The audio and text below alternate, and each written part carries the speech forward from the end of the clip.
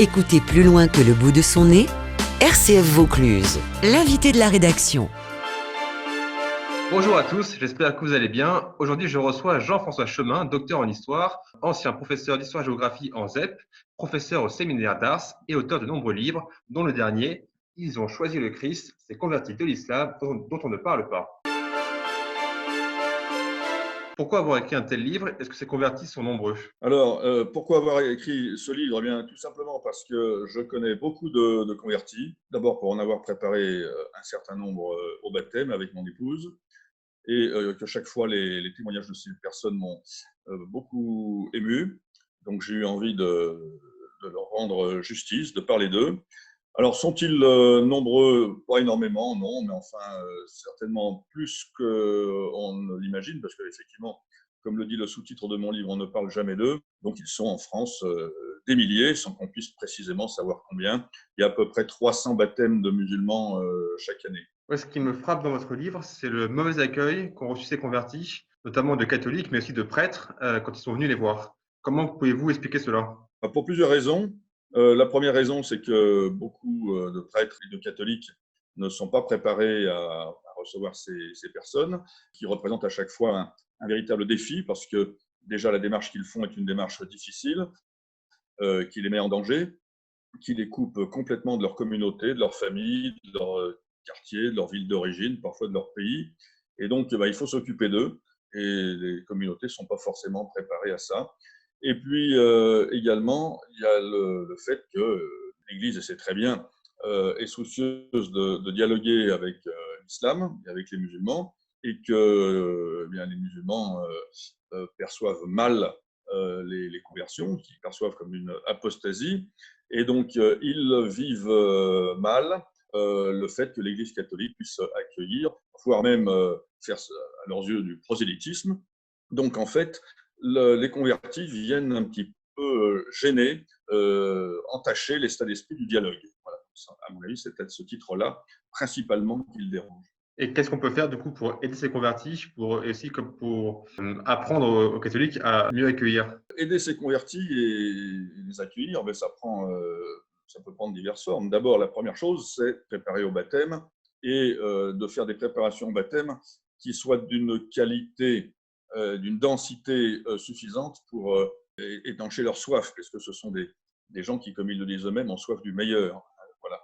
Donc, on ne quitte pas l'islam, on ne met pas sa vie en danger pour avoir une préparation au baptême un peu tiède. Bon, il faut donc les préparer au baptême et leur donner le meilleur. Mais ensuite, une fois qu'ils sont baptisés, tout reste à faire, puisque, comme je le disais tout à l'heure, ce sont des gens qui sont en rupture complète vis-à-vis de leur communauté, qui souvent sont, y compris en France, entrés en clandestinité. J'en connais qui ont dû changer de ville, mais être en sécurité. J'en connais qui ont été menacés. J'ai même entendu parler de gens qui ont été, avec des exemples précis, de gens qui ont été assassinés. Voilà, donc il faut les aider. Et c'est une aide qui doit être quotidienne, puisque c'est des gens dont il faut s'occuper tous les jours, les accueillir comme des membres de sa famille, comme des amis proches, parce qu'ils n'ont plus personne, et que c'est extrêmement difficile, matériellement et psychologiquement, pour beaucoup d'entre eux. Autre chose dans votre livre, c'est que les convertis sont souvent aussi étonnés par le côté désuni des chrétiens entre catholiques, évangéliques, protestants, orthodoxes. Souvent même, ils ne comprennent pas cette désunion.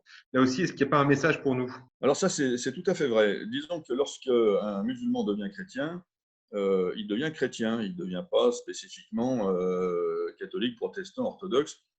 J'ai l'exemple que je cite dans mon livre d'une personne, d'une femme, qui a été convertie en écoutant une chaîne de télévision évangélique, et qui s'est précipitée au Sacré-Cœur, parce que c'est le clocher qu'elle voyait depuis chez elle. J'en connais une autre qui figure également dans mon livre, qui s'est convertie au contact d'orthodoxes syriens, et qui, vivant en France, est allée plus se faire baptiser. Enfin, dans une église catholique, c'est très compliqué.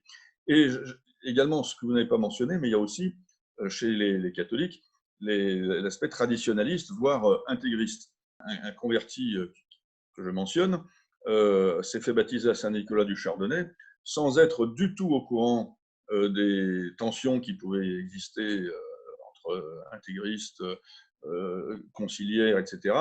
Et il est il a été extrêmement surpris du mauvais accueil qu'ont pu lui faire d'autres catholiques, en considérant désormais comme une sorte de schismatique. Donc, ils sont extrêmement meurtris, les convertis, par les divisions qui existent au sein du christianisme.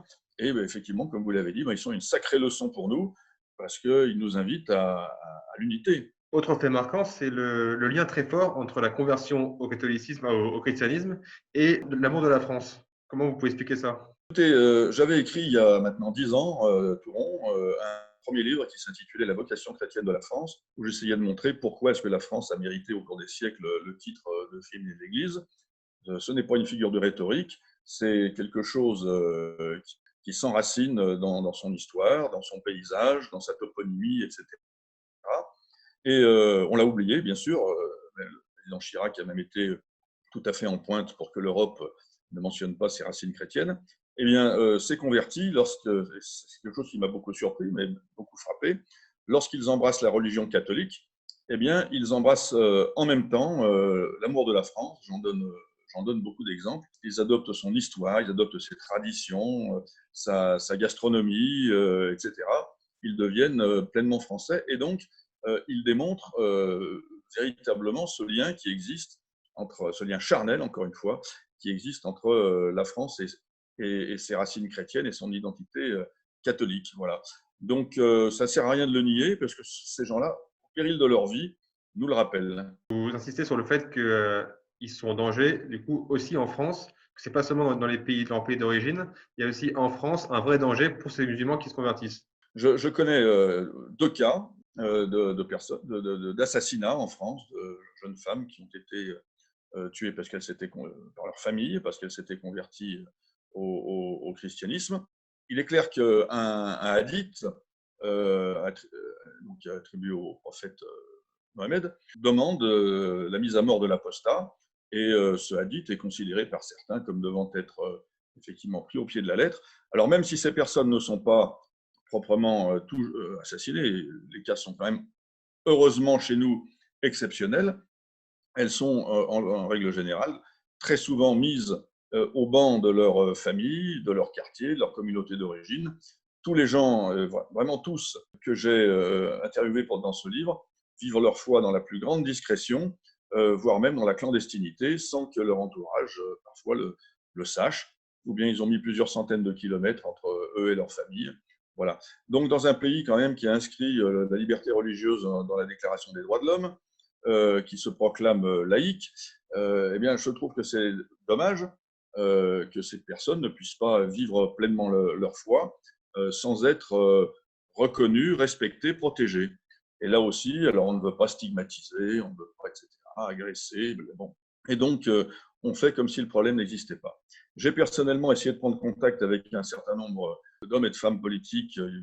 Je n'ai vraiment rencontré que très peu d'échos de la part de ces personnes, quel que soit leur bord politique, simplement parce qu'effectivement, c'est un sujet qui est explosif. Voilà, donc, si j'ai rencontré, je peux le dire, un élu communiste, voilà, je peux le citer, André Gérin, élu communiste, qui, lui, est très conscient du problème, mais je n'ai pas rencontré grand monde par ailleurs.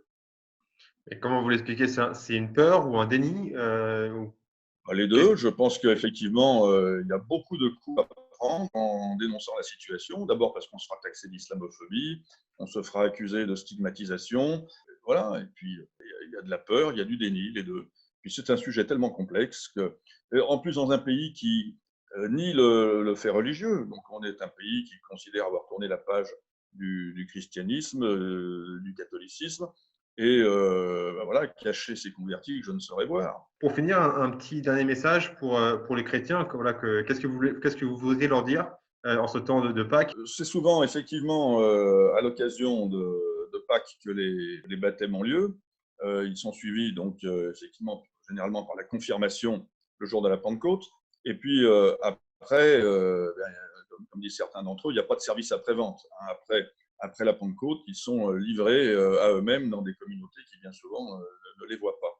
Mais ce que j'ai envie de dire aux chrétiens, aux catholiques notamment, en cette fête de Pâques, eh bien, ouvrez les yeux, regardez autour de vous il y a certainement des convertis que vous ne voyez pas assez et qui ont besoin que vous les accueilliez, tout simplement.